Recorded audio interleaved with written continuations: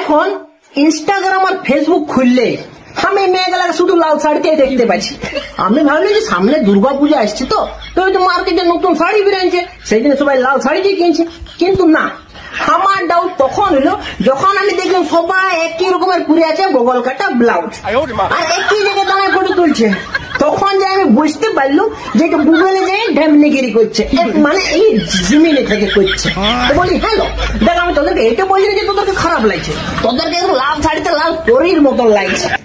দেখ তোরা ফটোটা ইনস্টাগ্রামে পোস্ট করলে ঠিক আছে, ফেসবুকে পোস্ট করলে ঠিক আছে, কিন্তু তোরা ভুল করে ফটোটা বিয়ার সম্বন্ধের জন্য পাঠাই না, নাহলে লোকের ছিল তোমার ডাহা স্ক্যাম হয়ে যাবে।